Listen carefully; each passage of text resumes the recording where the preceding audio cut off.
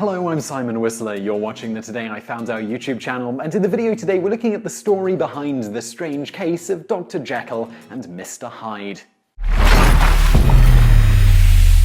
In the fall of 1885, poet, essayist, travel writer and novelist Robert Louis Stevenson had a nightmare so terrifying that his tossing about impelled his wife to wake him up. Rather than being grateful, however, Stevenson chastised his bride, barking, "Why did you wake me? I was dreaming a fine bogey tale." A longtime sufferer of consumption, also known as tuberculosis, Stevenson was convalescing from a bout in Bournemouth, England with his wife Fanny when he had the fever dream. In a desperate situation physically and fiscally, the Stevensons were deeply in debt and prescribed cocaine to manage his bleeding lungs. Between the fever, the pain, his creditors, and the drugs, Stevenson himself was likely not in the best mental state when he had the now famous nightmare.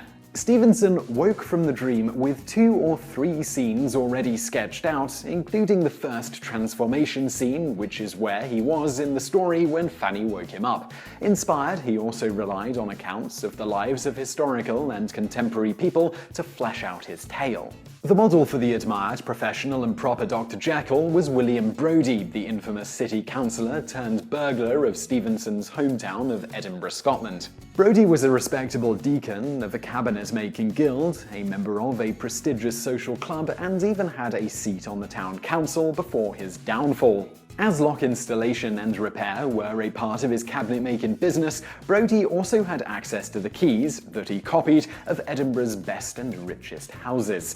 Unable to resist the lure, Brody got into the burglary trade, and he used his ill-gotten gains to fund a secret, separate life that included 2 mistresses, neither of whom knew each other, 5 children, and a gambling addiction. Brody carried on with his 2+ lives for about 2 decades before he was finally caught and hung in 1788. Stevenson had actually written a play about Brody just 3 years before he penned The Strange Case of Dr. Jekyll and Mr. Hyde, so the facts of Brody's duplicity were surely fresh in the author's mind. Another influence for Stevenson was Louis Vivat, one of the first people diagnosed with multiple personality disorder in the mid-1880s.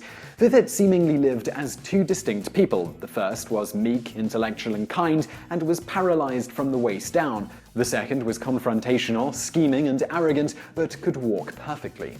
When in one state, Vivat reportedly had no recollection of the memories of the other personality.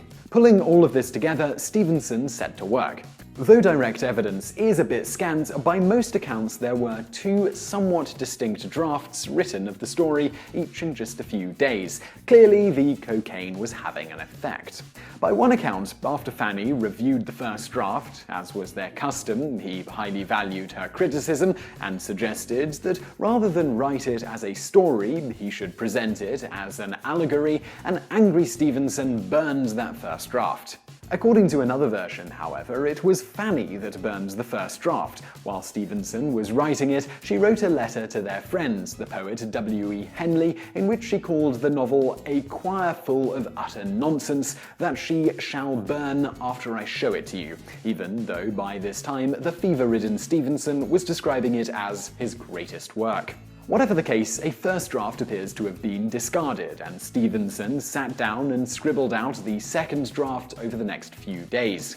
The fact that anyone, no less a cocaine-addled tubercular invalid whose bleeding was so bad it hardly allowed him to speak, could handwrite a 30,000-word classic in such a short period of time is astounding. Stevenson later provided an excellent explanation for his productivity, noting that the wheels of my creditors drive exceedingly swiftly. So I really hope you enjoyed that video. If you did, please do give it a like below, and don't forget to subscribe to our channel if you haven't already. Also, consider sharing this video with a friend. There are many sharing tabs below this video, so just click on one of those. Also, over there on the right are a couple of other videos you might enjoy, and thank you for watching.